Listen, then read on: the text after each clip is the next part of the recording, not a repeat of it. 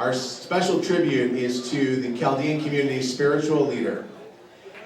Our bishop is a bishop who not only does for us right here, but also does for all of those abroad.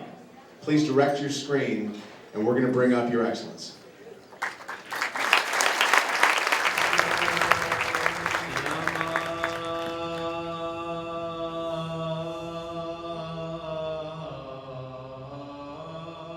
He has spent nearly 50 years in service to God, the church, and to the community. For almost 30 of those years, he has been our bishop. In recognition for his leadership in this country and the part he has played in helping the displaced Iraqi Christians, Bishop Ibrahim is being honored. He has been such a visionary and has done such a great job being the spiritual leader of our community.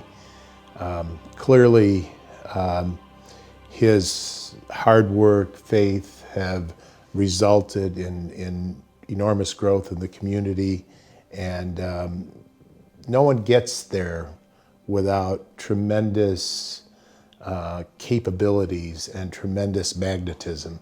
And we thought it was time to extend that honor. Born in Tel Kaf, Bishop Ibrahim is the youngest of 4 boys and lived a simple life in Iraq.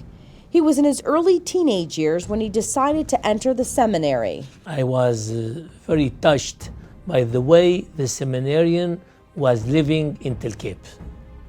The seminarian during the summer vacation, they were about 10 people, 10 young. So I was admiring their fidelity to the church, to their vocation. So I liked their life, their example. So for that, I made my decision to enter the seminary, to be good like them. As a young priest, he taught at the seminary in Baghdad, and many of the priests who serve his diocese today were his students, including Father Manuel Boji, who has been working closely with the bishop for nearly a quarter of a century. I see that what this diocese has achieved, it is because of his vision, his dedication, and his great dependence on God.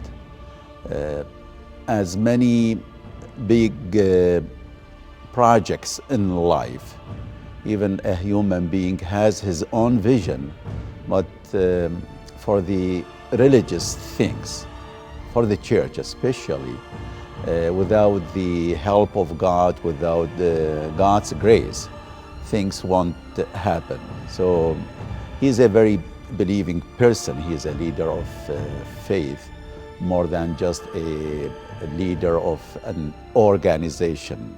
Church is more than just an organization. So this diocese, which is the biggest diocese outside of the patriarchal diocese, really he was able to put it in a good shape, and hopefully will be moving toward brighter future. Over the years, he has had many accomplishments. As a young priest, he established St. Paul Church in LA. As a bishop, he created the seminary endowment. Under his leadership, several churches were built, and several men have been ordained priests, and 7 more are in the seminary. Because we introduced the English Mass for the young generation. That was the main factor. And then the younger priests like Father Tam in the 90s, 1993, and then Father Frank, 1995, 96.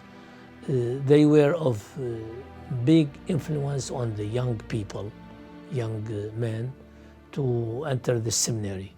And then we try to show the young people that choosing priesthood is not wasting their time.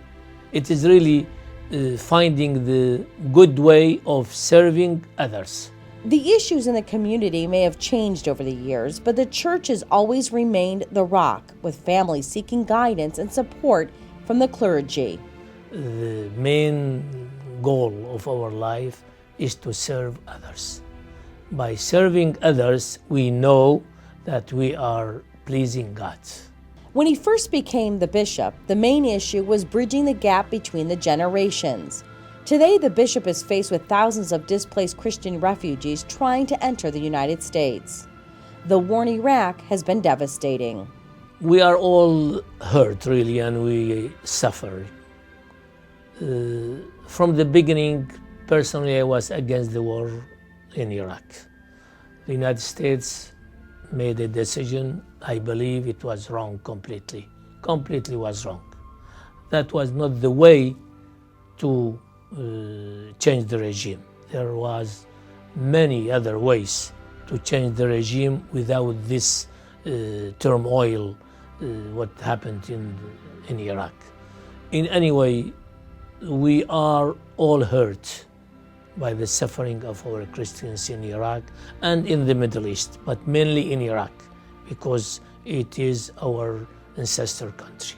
The church may have experienced much change in 50 years, but one thing has always remained the same. Bishop Ibrahim starts and ends his day in prayer. He leaves a legacy of a religious leader whose diocese experienced tremendous growth during his tenure. The service of the church is the one that counts the most. So maybe some of the people don't agree with his policy, but still for him, I think he has a good and a clear picture how the diocese should be and where should be when he lives it. The bishop plans to retire in the near future and says he will always pray for his predecessor and for the church. I will tell him to continue the service of our community. The main thing for any bishop or any priest is to serve his community, to serve with dedication, with honesty, and with selfishness. So what I want from our people really, first of all, is to keep their faith, because their faith will keep them safe, will keep them perfect, in harmony with their kids, with their family, in harmony with others. So the faith will be the measurement of the community. So I want to tell our faithful to keep their faith and to give their faith to their children.